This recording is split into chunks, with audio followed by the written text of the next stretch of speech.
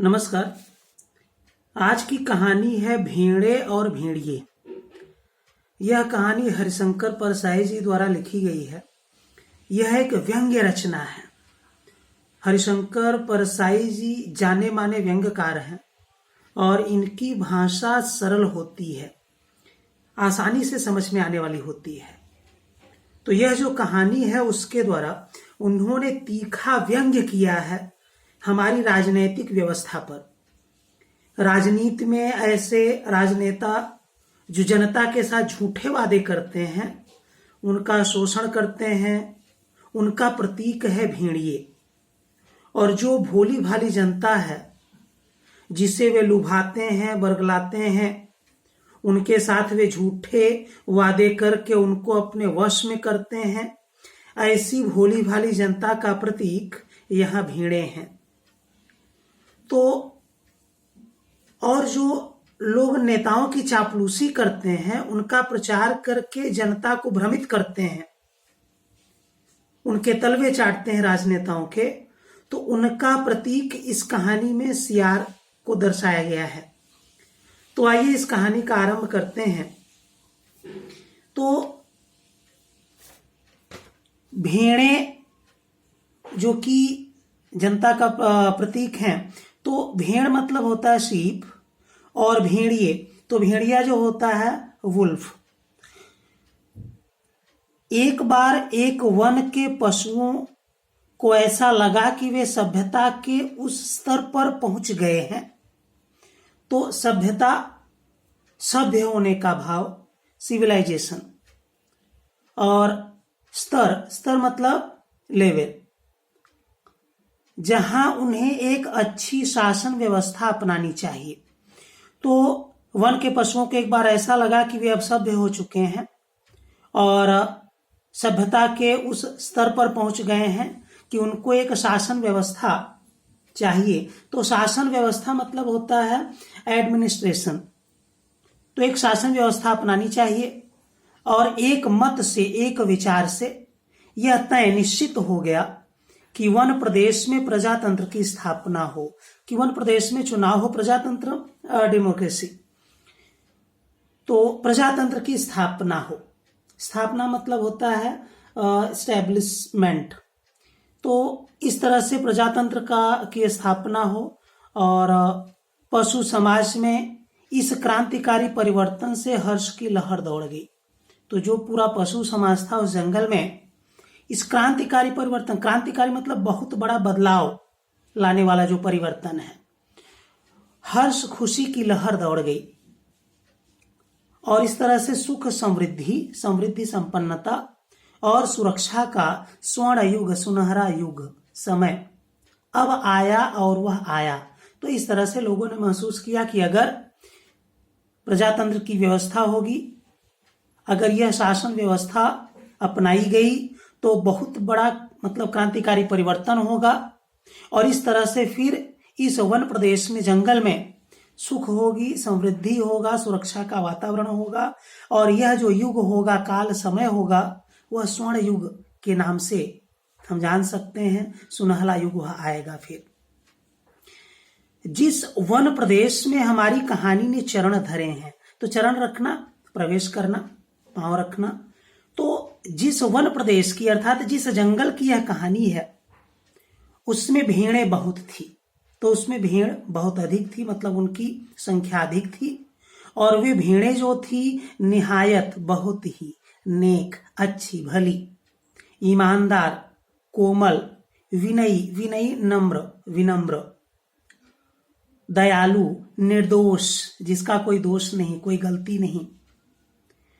तो ऐसे पशु जो कि घास तक को फूंक फूंक कर खाता है।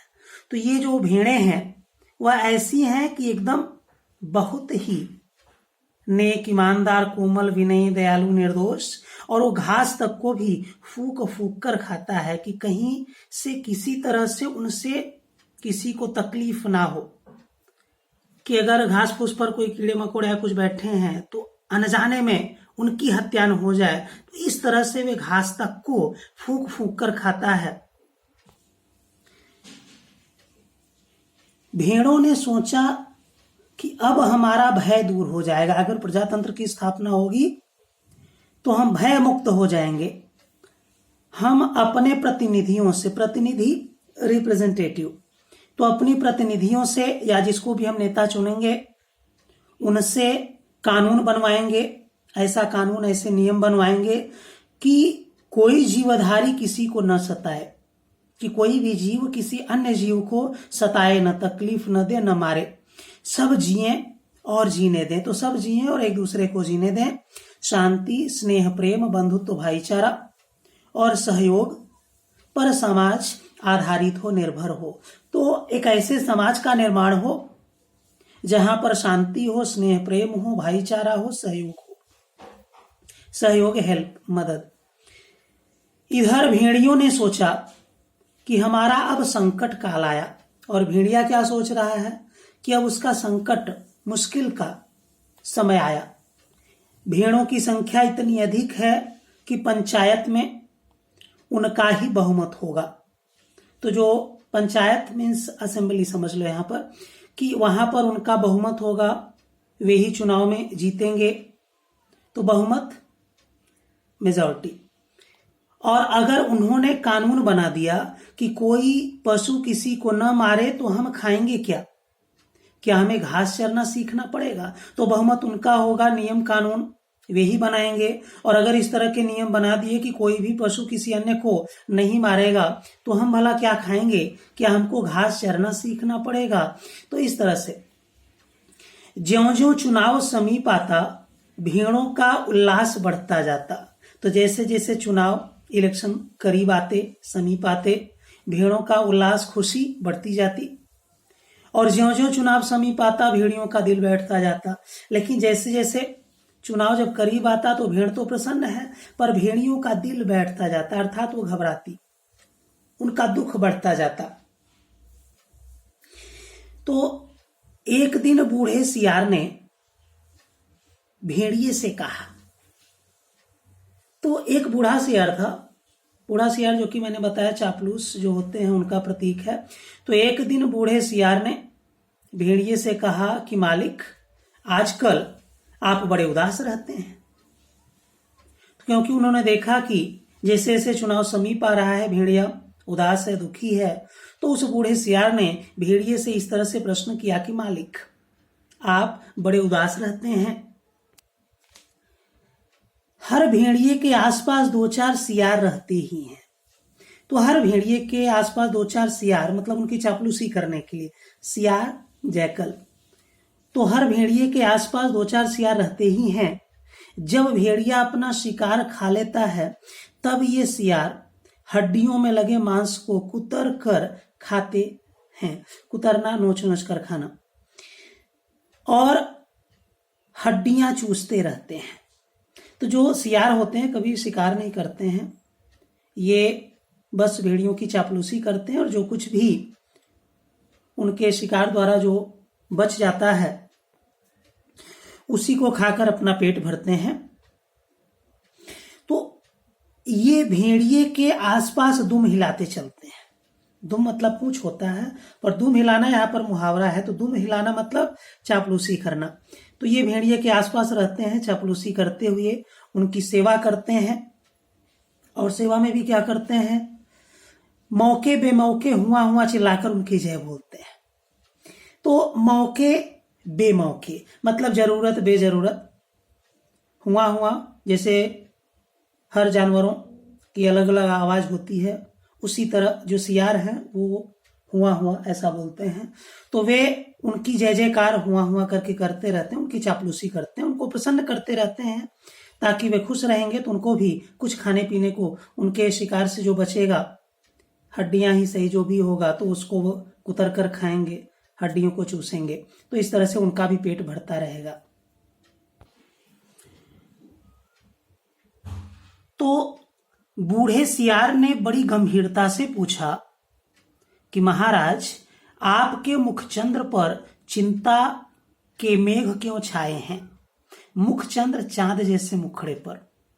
अब ये जो शब्द का प्रयोग सियार ने, बूढ़े सियार ने भेड़िए के लिए किया, उसकी चापलूसी करने के लिए, कि ऐसा नहीं कि भेड़िए का मुख चांद जैसा सुंदर है। तो मुख चंद्र पर चिंता के मेघ में मतलब बादल क्यों छाए हैं, अर्थात आप इतने चिंतित उदास क्यों हैं। खैर, भेड़िए ने कहा कि तुझे क्या मालूम नहीं है कि वन प्रदेश में नई सरकार बनने वाली है। वन प्रदेश जंगल में, क्या तुझे पता नहीं कि जंगल में एक नई सरकार बनने वाली है। हमारा राज, हमारा शासन तो अब गया। तो अब तक जो हमारा शासन था, हम जैसे चाहते थे रहते थे, जिस भेड़ों का चाहते थे शिकार कर लेते थे, तो अब उस तरह का राज अब नहीं रहेगा। सियार ने दांत निपोर कर कहा, दांत निपोरना अप्रसन्नता प्रकट करना, कि हम क्या जाने महाराज, हमारे तो आप ही माई बाप हैं, आप ही हमारे सब कुछ हैं, स्वामी हैं, मालिक हैं, माई बाप हैं। हम तो कोई और सरकार नहीं जानते, अर्थात आप ही हमारे सरकार हैं। हम तो जानते हैं कि आप ही सब कुछ हैं। आपका दिया खाते हैं, आपके गुण गाते हैं। आप जो देते हैं वही खा लेते हैं और आप के गुण गाते हैं, आपकी तारीफ करते हैं। बस यही हमारी दिनचर्या है, यही हमारे जीवन का उद्देश्य भी है। भेड़िए ने कहा, मगर अब समय ऐसा आ रहा है कि सूखी हड्डियां भी चबाने को नहीं मिलेगी।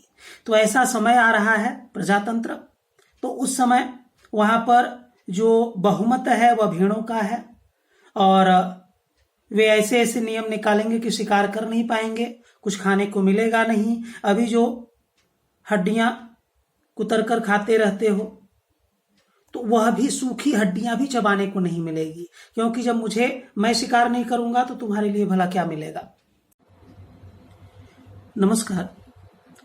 अभी हमने पिछले वीडियो में भेड़े और भेड़िए इस कहानी को दूसरे पेज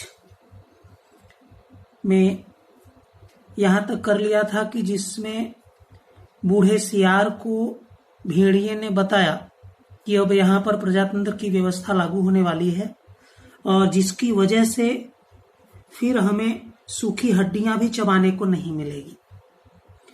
तो आज यहां से स्टार्ट करेंगे कि सियार सब जानता था मगर जानकर भी न जानने का नाटक करना न आता तो सियार शेर न हो गया होता। तो सियार यह बात जानता था, फिर भी जानकर वह नाटक कर रहा था न जानने का, इसलिए क्योंकि वह शेर तो है नहीं। इसी नाटक करने की वजह से, चापलूसी करने की वजह से उसको खाने पीने को मिलता है, क्योंकि शेर तो इस प्रकार का नाटक करता नहीं, खुद शिकार करता और खाता है, तो उसको चापलूसी करने की, नाटक करने की जरूरत नहीं। पर अगर सियार को यह सब न आता तो उसको तो खाने को भी न मिलते। तो इस तरह से आखिर भेड़िए ने वन प्रदेश की पंचायत के चुनाव की बात बूढ़े सियार को समझाई।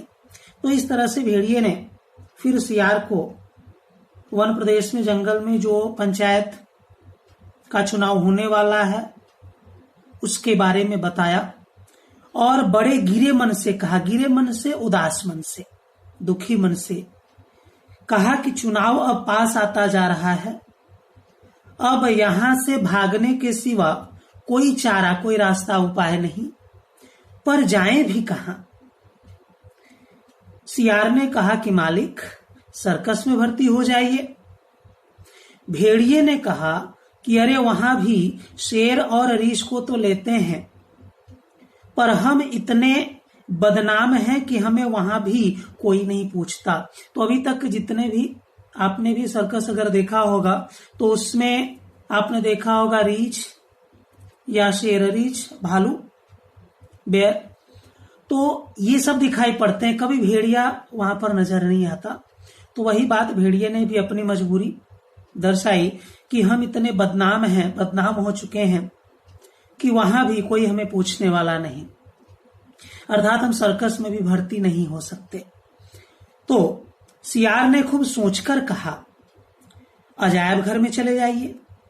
तो अजायब घर, म्यूजियम में चले जाइए। भेड़, जिसको अजायब घर मीन संग्रहालय या म्यूजियम। तो भेड़िए ने कहा कि अरे वहां भी जगह नहीं है, सुना है वहां आदमी रखे जाने लगे हैं। तो इस प्रकार से भेड़िए ने कहा कि मतलब वहां पर भी आदमी रखे जाने लगे हैं, वहां भी जगह नहीं है, वहां पर भी हम नहीं जा सकते। तो आदमी रखे जाने लगे, यह भी एक तरह से व्यंग्य है कि अब आदमियों का विचार व्यवहार भी बिल्कुल जानवरों जैसा हो गया है, अब वो भी हमारी जगह लेने लगे हैं। बूढ़ा सियार अब ध्यान मग्न हो गया। ध्यान मग्न होना, लीन होना, ध्यान में होना। उसने एक आंख बंद की, नीचे के होंठ को ऊपर के दांत से दबाया, एक टक बिना पलक झपकाए आकाश की तरफ देखने लगा और फिर बोला कि बस सब समझ में आ गया। मालिक, अगर पंचायत में आप भेड़िया जात का बहुमत हो जाए तो, कि अगर जो चुनाव होगा उसमें पंचायत में अगर हम भेड़िया मतलब आप भेड़िया जाति का बहुमत, आपकी मेजॉरिटी हो जाए तो। भेड़िया चिढ़कर बोला। भेड़िया चिढ़ जाता है, वह कहता है कि कहां की आसमानी बातें करता है। तो आसमानी बातें करना, निराधार बातें करना, बिना सोचे विचारे, बेमतलब। अरे हमारी जाति कुल 10% है, फीसदी 10% है, प्रतिशत है, और भेड़े तथा अन्य जो छोटे पशु हैं वो 90%, 90%। तो हम 10% और बाकी जीव 90%। तो इस तरह से भला वे हमें काहे को चुनेंगे? अगर अरे कहीं जिंदगी अपने को मौत के हाथ सौंप सकती है तो वे हमें थोड़ी चुनेंगे, क्योंकि हम तो उनकी मौत के कारण हैं, उनका शिकार करते हैं, तो वे भला हमें क्यों वोट देंगे अपना? तो मगर हाँ, ऐसा हो सकता तो क्या बात थी, पर हाँ अगर ऐसा होता तो सचमुच क्या बात थी, बड़ी अच्छी बात थी। बूढ़ा सियार बोला कि आप खिन्न मत होइए सरकार, आप खिन्न उदास दुखी न होइए सरकार मालिक, एक दिन का समय दीजिए। तो इस तरह से बूढ़ा सियार एक दिन का समय मांगता है भेड़िए से और कहता है कि कल तक कोई योजना बन ही जाएगी। तो कोई न कोई योजना, प्लान हम उपाय कर लेंगे, मगर एक बात है, आपको मेरे कहे के अनुसार कार्य करना पड़ेगा, कि जो मैं कहूंगा वही आपको करना पड़ेगा। मुसीबत में फंसे भेड़िए ने आखिर सियार को अपना गुरु माना और आज्ञा पालन की शपथ ली।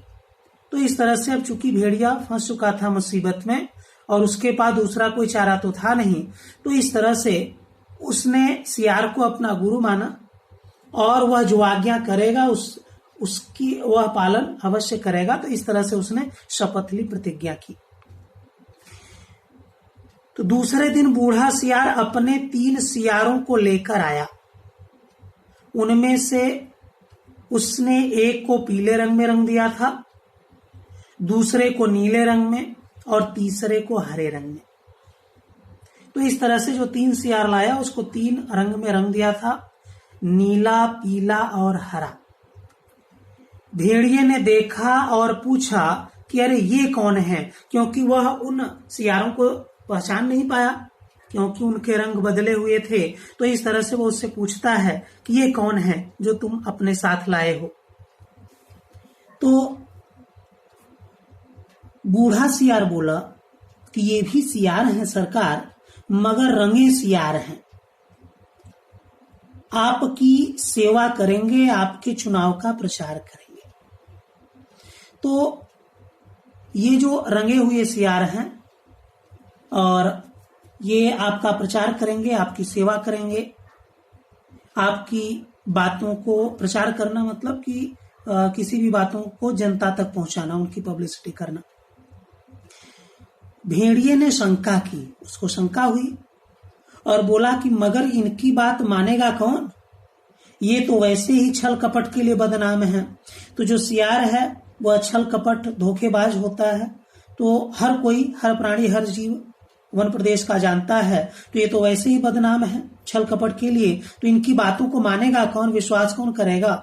तो अगर ये मेरा प्रचार करेंगे तो इससे भला मुझे क्या फायदा होगा? सियार ने भेड़िए का हाथ चूमकर कहा, बड़े भोले हैं आप सरकार। अरे मालिक, रूप रंग बदल देने से तो सुना है आदमी तक बदल जाते हैं, फिर ये तो सियार हैं। तो यहां पर एक इंसानों पर भी व्यंग्य किया है कि वे रंग रूप बदलकर अपने अवसर का फायदा उठाते हैं, अपनी परिस्थिति के अनुसार अपने असली रंग को छिपाने का प्रयास करते हैं।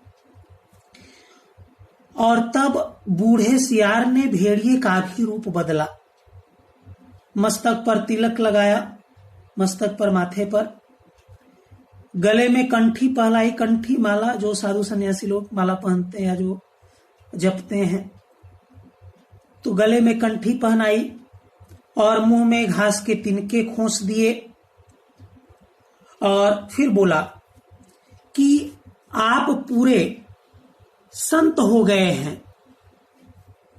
अब भेड़ों की सभा में चलेंगे। तो आप पूरे संत नजर आ रहे हैं, संत महात्मा, और अब भेड़ों की सभा में चलते हैं, मगर 3 बातों का ख्याल रखना। तो इस तरह से पहले से एक निर्देश दे देना चाहता है बूढ़ा सियार भेड़िए को कि भेड़ों की सभा में तो चल रहे हैं, पर 3 बातें हैं जिसका आपको ख्याल ध्यान रखना पड़ेगा। तो उसने बताया कि अपनी हिंसक आंखों को ऊपर मत उठाना।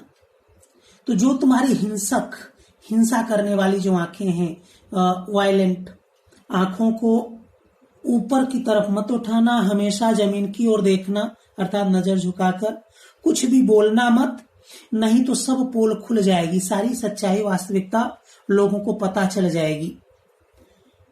और वहां बहुत सी भीड़ें आएंगी, क्योंकि उस सभा में जहां पर हम जाएंगे बहुत सारी भीड़ें वहां पर होंगी, और वे भीड़ें सुंदर सुंदर, मुलायम मुलायम, तो कहीं किसी को तोड़ मत खाना। तो उन सब भेड़ों को देख करके अपना धैर्य मत खो देना। पता चला कि अपने आप पर नियंत्रण नहीं कर सके और उनमें से किसी एक का शिकार कर लिया तुमने, तो ऐसा मत करना। तो ये जो 3 बातें हैं वो ध्यान में रखना। कौन सा? कि अपनी आंखों को, हिंसक आंखों को ऊपर मत उठाना, नीचे की ओर देखना, कुछ भी बोलना नहीं तो पोल खुलेगी। और तीसरी, वहां पर ढेर सारी भीड़ें आएंगी, उनमें से किसी का शिकार मत करना, किसी को तोड़ मत खाना। फिर भेड़िए ने पूछा, लेकिन ये रंगे सियार क्या करेंगे, ये किस काम आएंगे? बूढ़ा सियार बोला, ये बड़े काम के हैं, आपका सारा प्रचार तो यही करेंगे, तो यही तो तुम्हारा प्रचार करेंगे, इन्हीं के बल पर आप चुनाव लड़ेंगे। तो कहने का मतलब कि जो तुम चुनाव लड़ोगे तो तुम्हारा जो प्रचार है, तुम्हारी जो खूबी विशेषताएं हैं, चाहे वो सच हो या झूठ हो, लोगों को भ्रमित करना, लोगों में इसका प्रचार प्रसार करना, लोगों को प्रभावित करने का काम, ये तीनों सियार ही करेंगे जो रंगे हुए हैं। अब उन तीनों का परिचय देता है बूढ़ा सियार कि यह पीला वाला सियार विद्वान है, विद्वान और विचारक थिंकर। तो विचारक है, विचारक थिंकर, कवि भी है, लेखक भी। यह नीला सियार नेता है और पत्रकार है, पत्रकार, संपादक, जर्नलिस्ट। और यह हरा वाला धर्मगुरु है, धर्मगुरु, रिलीजियस लीडर।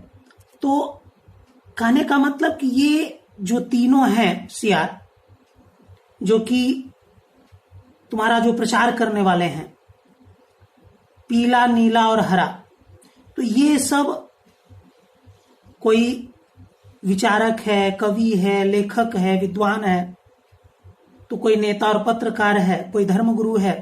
तो जो कि आज के वर्तमान समय में ऐसा चल भी रहा है कि जो लेखक कवि हैं, बहुत सारे कवि सम्मेलन करते हैं, उसमें बहुत सारे नेताओं की भी तारीफ करते हैं।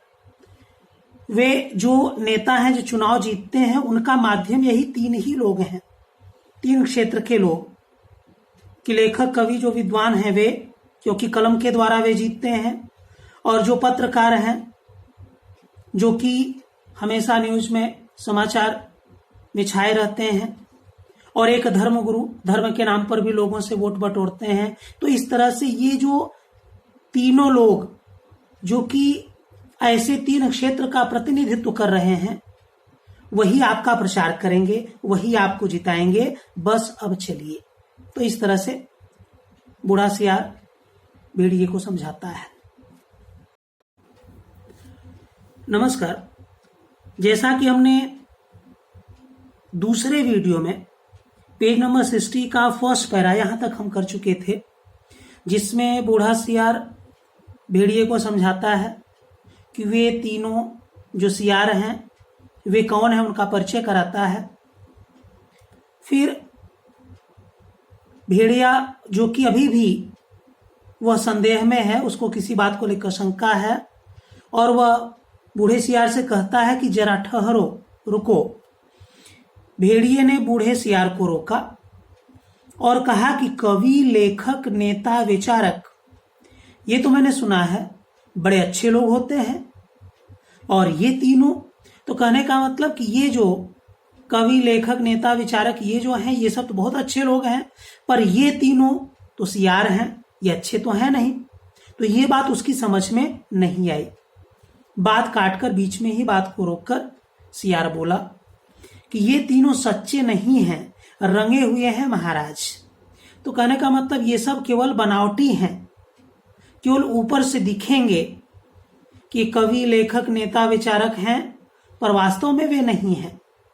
बस केवल बनावटी रूप धारण किया है लोगों को धोखा देने के लिए।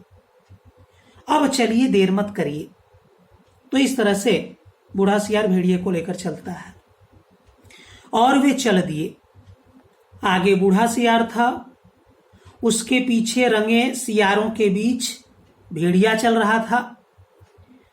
मस्तक पर तिलक, गले में कंठी व माला, मुख में घास के तिनके, घास मुख में रख दिए थे।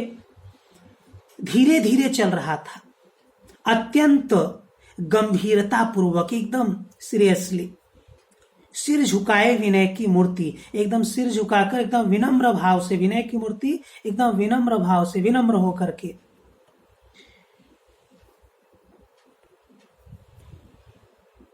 तो उधर एक स्थान पर सहस्त्रों, सहस्त्रों मतलब हजारों भेड़ें इकट्ठी हो गई थी, वहां पर जुड़ गई थी उस संत के दर्शन के लिए, जिसकी चर्चा बूढ़े सियार ने फैला रखी थी।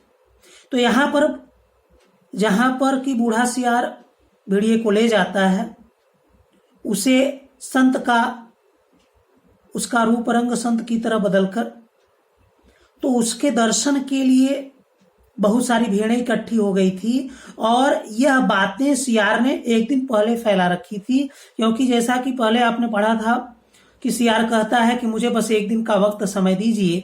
तो उस एक दिन में उसने क्या किया था कि पूरे वन प्रदेश में, जंगल प्रदेश में उसने खबर फैला दी थी कि यहाँ पर, इस जगह पर एक भेड़िया, एक संत महात्मा यहाँ पर आएंगे और आप सबको उपदेश देंगे, अच्छी शिक्षा देंगे। तो इस तरह से वहां पर लोग, जो भी वहां वन प्रदेश के छोटे जीव थे, वे सब वहां पर उस संत के दर्शन के लिए इकट्ठे हो गए थे। चारों सियार भेड़िए की जय बोलते हुए भेड़ों के झुंड उसके समूह के पास आए। बूढ़े सियार ने एक बार जोर से संत भेड़िए की जय बोली। भेड़ों में पहले से ही यहां वहां बैठे सियारों ने भी जय ध्वनि की। तो जो वहां पर भेड़ें इकट्ठा हुई थी, उनके बीच बीच में बहुत सारे सियार भी वहां पर बैठे हुए थे, और जो कि पहले से ही योजना बनाई गई थी बूढ़े सियार के द्वारा। तो उस भीड़ में से उन्होंने बीच बीच में से जय जयकार की आवाज की। तो यह वर्तमान समय में भी ऐसा ही होता है कि जहां पर जो भी नेता अपनी सभा करता है, तो उसके उस जनता के बीच में हजारों उसके समर्थक बीच बीच में रहते हैं और वहां से जय जयकार करते हैं, उनका समर्थन करते हैं, ताकि लोगों को ऐसा लगे कि पूरी भीड़ उनके साथ है। बिल्कुल वही दृश्य यहां पर दर्शाने का प्रयास किया बूढ़े सियार ने। तो बूढ़े सियार ने एक बार जोर से संत भेड़िए की जय बोली और भेड़ों में पहले से ही यहाँ वहां बैठे सियारों ने भी जय ध्वनि की, जय जयकार की। भेड़ों ने देखा तो वे बोली कि अरे भागो, यह तो भेड़िया है।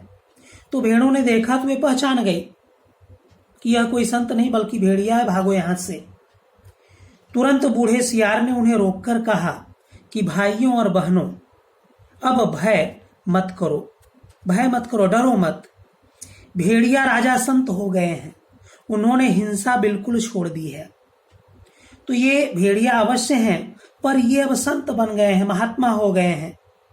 अब इन्होंने हिंसा हत्या करना छोड़ दिया है, अब ये सुधर गए हैं, तो इनसे अब भय करने की कोई जरूरत नहीं है।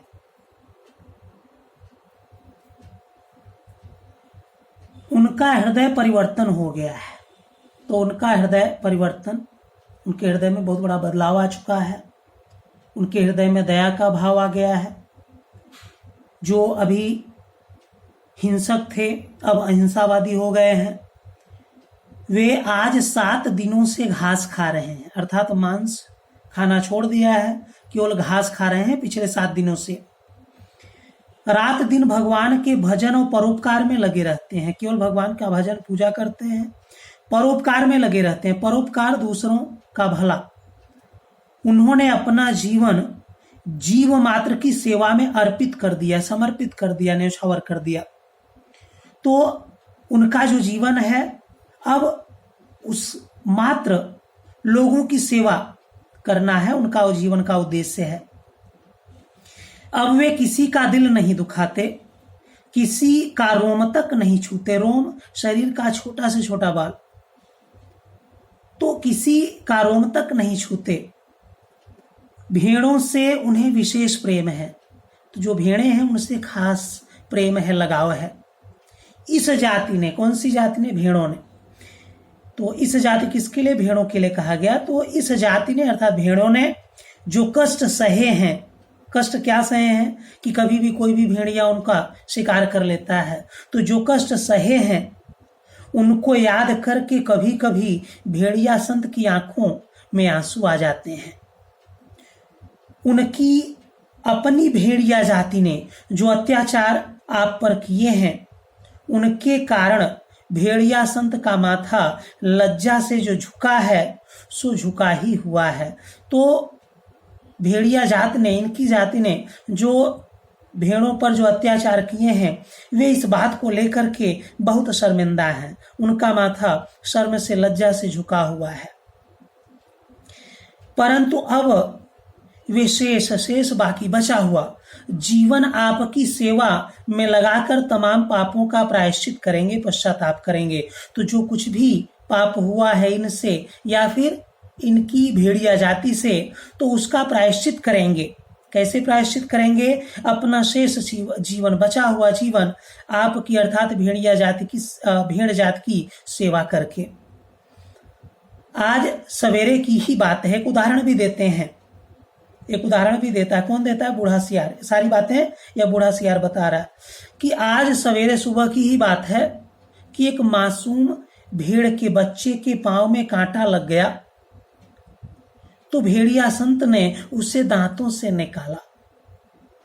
तो इस तरह का बदलाव उनमें आया। तो बताना चाहते हैं कि अगर इनके हृदय में कोई परिवर्तन ना होता तो वे मौके का फायदा उठाकर उसका शिकार करते, लेकिन नहीं, बल्कि उनको दया आई और उस भेड़ के बच्चे के पांव में जो कांटा लगा था उसको अपने दांतों से निकाला, दांतों से। पर जब वह बेचारा कष्ट से चल बसा, हालांकि इन्होंने बचाने का प्रयास किया पर वह न बच सका, वह चल बसा, गुजर गया, मर गया, तो भेड़िया संत ने सम्मान पूर्वक, पूरे आदर के साथ उसकी अंत्येष्टि क्रिया की। अंत्येष्टि क्रिया, अंतिम जो क्रिया, अंतिम क्रियाकर्म किया जाता है, जलाया जाता है, दफनाया जाता है, जो कुछ भी है। अब तो वे सर्वस्व त्याग कर चुके हैं। तो बताता है बूढ़ा सियार कि भेड़िया जो कि संत हो चुके हैं और अब पिछला सब कुछ अपना त्याग चुके हैं, छोड़ चुके हैं। अब आप उनसे भय मत करें, डरे नहीं। उन्हें अपना भाई समझें और सब मिलकर बोलो संत भेड़िया की जय। तो इस तरह से जो सभा को छोड़कर सभी जो भेड़ें थी जो भागने का प्रयास कर रही थी, तो ये सारी बातें विशेषताएं बता करके बूढ़े सियार ने उन सब भेड़ों को रोकने का प्रयास किया। भेड़िया जी अभी तक उसी तरह गर्दन डाले, गर्दन झुकाए, विनय की मूर्ति बने, एकदम पोलाइट विनम्र होकर बैठे थे। बीच में कभी कभी सामने की ओर इकट्ठी भेड़ों को देख लेते और टपकती हुई लार को गुटक जाते। तो बीच बीच में उनकी नजर भेड़ों पर पड़ती और उनके मुंह से लार टपकने, मुंह में पानी आना, किसी चीज को देखकर लालच होना। तो लालच आती, पर उस लार को जो मुंह में पानी आता उसको गुटक जाते, निगल जाते। अर्थात उनकी जो लालच थी वह रह रह कर उनके नियंत्रण से बाहर होने का प्रयास कर रही थी, लेकिन बार बार वे उस पर काबू पा लेते। बूढ़ा सियार फिर बोला कि भाइयों और बहनों, मैं भेड़िया संत से अपने मुखारविंद से, मुखारविंद अपने सुंदर मुख से, तो उन्होंने भेड़िया के मुख को सुंदर मुख कहा, तो मुखारविंद से आपको प्रेम और दया का संदेश देने की प्रार्थना करता, पर प्रेमवश उनका हृदय भर आया है। तो आप लोग यहाँ पर इतने सारे लोग आए, इकट्ठे हुए, तो यह सब देखकर उनका हृदय भर आया है, अर्थात वे द्रवित हो गए हैं, उनका हृदय पसीज आया है, बहुत भावुक हो गए हैं, वे गदगद प्रसन्न हो गए हैं। और भावातिरेक से, तो भावातिरेक भावों की अधिकता, मतलब ज्यादा एकदम इमोशनल हो गए हैं, तो भावों की अधिकता हो गई है उनके अंदर, और जिसकी वजह से उनका कंठ अवरुद्ध हो गया है, गला भर आया है, वे बोल नहीं सकते। अब आप इन तीनों रंगीन प्राणियों को देखिए। तो ये जो तीन प्राणी जो हमारे साथ आए हुए हैं, यहां पर हैं, अब आप उनको देखिए। आप इन्हें न पहचान पाए होंगे, पहचानेंगे भी कैसे? ये इस लोक संसार, इस संसार के जीव तो है नहीं, ये तो स्वर्ग के देवता हैं। तो इस तरह से उन तीनों को स्वर्ग का देवता बताते हैं, जो हमें सदुपदेश देने के लिए पृथ्वी पर उतरे हैं। सदुपदेश, अच्छा उपदेश, उत्तम शिक्षा देने के लिए इस धरती पर आए हैं। ये पीले वाले विचारक हैं, कवि हैं, लेखक हैं, नीले नेता हैं और स्वर्ग के पत्रकार हैं, और हरे वाले धर्मगुरु हैं। अब कविराज आपको स्वर्ग संगीत सुनाएंगे। हाँ कवि जी। तो इस तरह से तीनों का परिचय देते हैं, और उसके बाद जो कविराज हैं, और कविराज कौन से हैं? जो पीले वाले हैं, तो उनसे कहते हैं कि स्वर्ग संगीत सुनाइए। तो इस तरह से उनको आमंत्रित करते हैं। नमस्कार। जैसा कि पिछले 3 वीडियो में हमने भेड़े और भेड़िए ये पाठ को पेज नंबर 60 तक कंप्लीट कर लिया था, और पेज नंबर 61 में हम यहाँ से आज स्टार्ट करेंगे। और अभी तक जो आपने पढ़ा उसमें बूढ़ा सियार जो कि भेड़िए का रूप रंग बदल देता है और 3 और रंगे हुए सियारों को लेकर सभा में पहुंचता है, और वहां पर वह सबसे पहले पीले वाले सियार को, जिसको वह कवि कहता है, और कहता है कि कविराज आप स्वर्ग संगीत सुनाइए। तो इस तरह से पीले सियार को हुआ हुआ के सिवा कुछ और तो आता ही नहीं था। वह केवल हुआ हुआ बोलना जानता था और कुछ तो जानता नहीं था, क्योंकि वह सचमुच में कोई स्वर्ग का कवि तो है नहीं, बस बनावटी यहाँ पर है। तो हुआ हुआ चिल्ला दिया उसने, बोल दिया। शेष बाकी सियार भी हुआ हुआ बोल पड़े।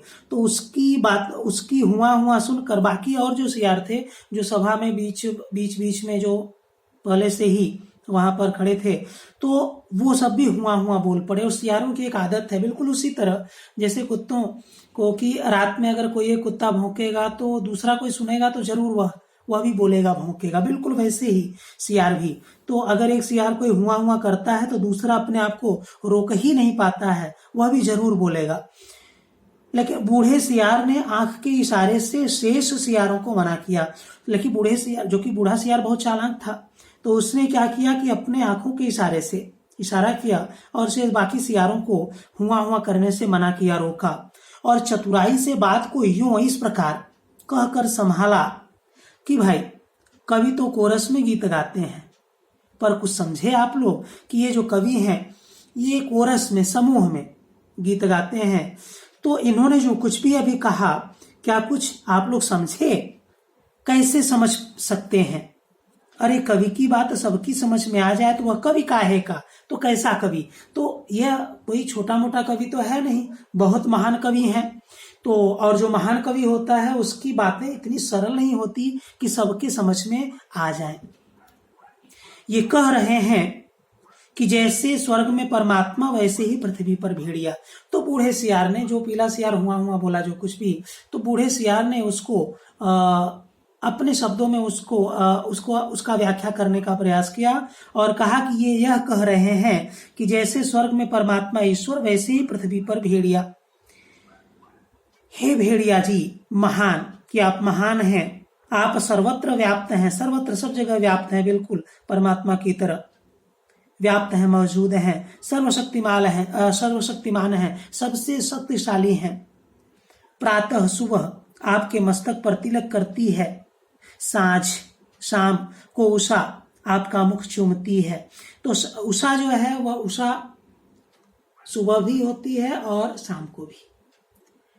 तो जब सुबह या शाम जो भी है, जब आसमान में सूरज ना हो और अगर सुबह है तो आसमान में लालिमा होगी पूरब की तरफ, और शाम है तो आसमान में लालिमा होगी पश्चिम की तरफ। तो वह समय जब सूरज आसमान में ना हो, हल्का उजाला हो, तो यहाँ पर शाम के लिए कहा गया।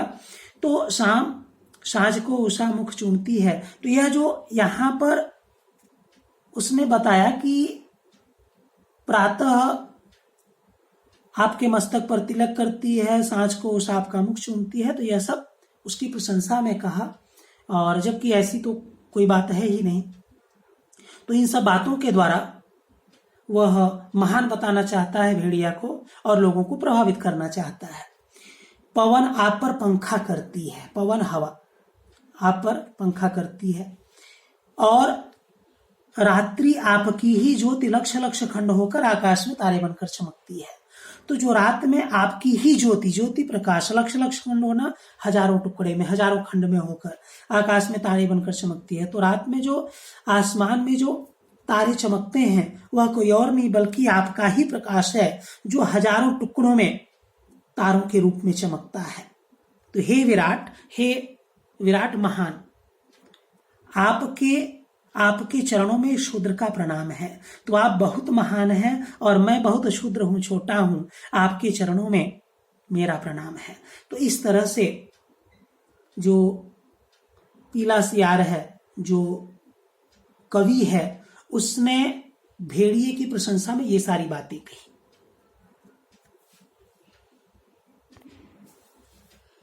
फिर नीले रंग के सियार ने कहा, नीला रंग का सियार जो कि नेता है, स्वर्ग का पत्रकार है, उसने कहा निर्बलों की रक्षा बलवान ही कर सकते हैं, निर्बल कमजोर, भेड़े कोमल है, निर्बल है, अपनी रक्षा नहीं कर सकती, भेड़िए बलवान है, ताकतवर है, इसलिए उनके हाथ में अपने हितों को छोड़ निश्चिंत हो जाओ, चिंता मुक्त हो जाओ। हित भलाई, वे भी तुम्हारे भाई हैं, आप एक ही जाति के हो, तुम भेड़ वह भेड़िया, कितना कम अंतर है। तो भेड़ और भेड़िया जो शब्दों में जो फर्क है बस बहुत मामूली सा है। और बेचारा भेड़िया व्यर्थ ही, बेकार में ही बदनाम कर दिया गया है कि वह भेड़ों को खाता है। तो लोगों ने व्यर्थ में उसको बदनाम किया है कि वह भेड़ों को खाता है, जबकि ऐसा नहीं है। अरे खाते और हैं दूसरे कोई, यहाँ पर और मतलब दूसरा कोई, खाते और एक खाते और है दूसरे कोई है, हड्डियां उनके द्वार पर फेंक जाते हैं। तो इस तरह से उसको व्यर्थ में बदनाम करते हैं और खा करके हड्डियां भेड़िए के दरवाजे पर फेंक जाते हैं ताकि लोग समझे कि भेड़िए ने खाया है। ये व्यर्थ बेकार में बदनाम होते हैं। तुम लोग तो पंचायत में बोल भी नहीं पाओगे क्योंकि निर्बल कमजोर हो, भेड़िए बलवान होते हैं। यदि तुम पर कोई अन्याय होगा तो वे डट कर लड़ेंगे, मुकाबला करेंगे। इसलिए अपने हित की रक्षा के लिए भेड़ियों को चुनकर पंचायत में भेजो। तो अपने हित भलाई की रक्षा के लिए तुम भेड़ियों को चुनकर पंचायत में भेजो। बोलो संत भेड़िया की जय।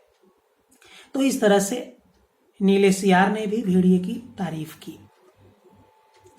फिर हरे रंग के धर्मगुरु ने उपदेश दिया। तो उपदेश देना, उपदेश अच्छी सलाह या निर्देश देना। तो चूंकि धर्मगुरु हैं तो कुछ अंधविश्वास से संबंधित बातें करेंगे, इस जन्म की, अगले जन्म की। तो इस तरह से तो यहाँ पर जो तीनों सियार हैं तीन क्षेत्रों का प्रतिनिधित्व कर रहे हैं और जिस तरह का स्वभाव का जो भी व्यक्ति है तो वह उन लोगों से प्रभावित होगा। तो वे कहते हैं धर्मगुरु कि जो यहाँ त्याग करेगा, यहाँ इस जन्म में, इस जीवन में, वह उस लोक में, उस संसार में वह पाएगा। त्याग करना, सब छोड़ देना। तो जो यहाँ दुख भोगेगा वह वहां सुख पाएगा, जो यहाँ राजा बनाएगा वह वहां राजा बनेगा, जो यहाँ वोट देगा वह वहां वोट पाएगा। तो इस तरह से कि जो कुछ भी यहाँ पर तुम त्याग करोगे, दुख भोगोगे या इधर राजा बनाओगे या फिर इधर वोट दोगे, तो ये सारी चीजें तुमको अगले जन्म में या उस लोक में तुमको निस्संदेह यह सारी चीजें मिलेंगी। इसलिए सब मिलकर भेड़िए को वोट दो। वेदानी है, परोपकारी हैं, संत हैं, मैं उनको प्रणाम करता हूं। तो इस तरह से उन तीनों सियारों ने भेड़िए की प्रशंसा में जितना भी उनसे हो सका उसकी तारीफ की, उसकी प्रशंसा की, लोगों को प्रभावित करने का प्रयास किया और उनका जो प्रयास था वो सफल भी हुआ।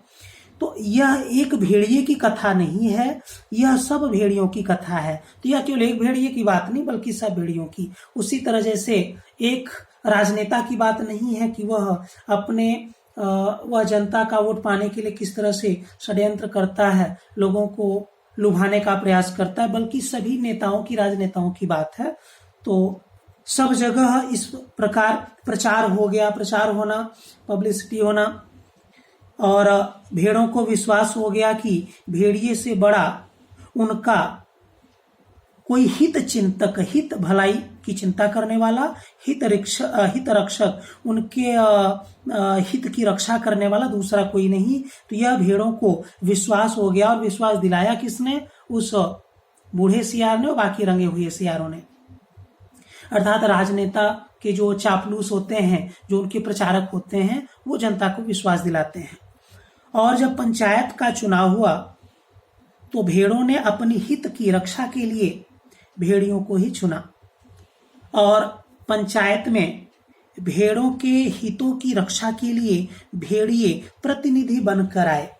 तो वे चुनाव जीत गए और उनके हितों की रक्षा के लिए प्रतिनिधि, रिप्रेजेंटेटिव बनकर आए। तो वहां पर गए, पंचायत में गए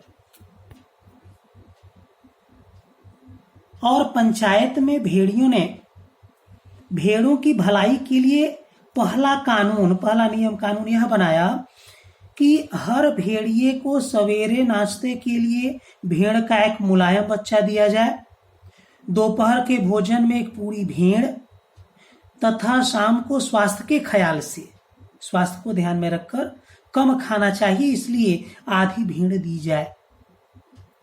तो इस तरह से हरिशंकर परसाई, तो यह कहानी पूर्ण होती है और इस कहानी में दिखाया लेखक ने कि किस तरह से जो राजनेता हैं, जो कि राजनेताओं का प्रतिनिधित्व यहाँ पर भेड़िए ने किया है, तो जो राजनेता हैं वो किस तरह से जनता को अपने चापलूसों के द्वारा लुभाने का, उनको ठगने का प्रयास करते हैं और जैसे ही चुनाव जीतते हैं वे ऐसे ऐसे नियम कानून निकालेंगे जिसमें केवल उनका ही फायदा होगा।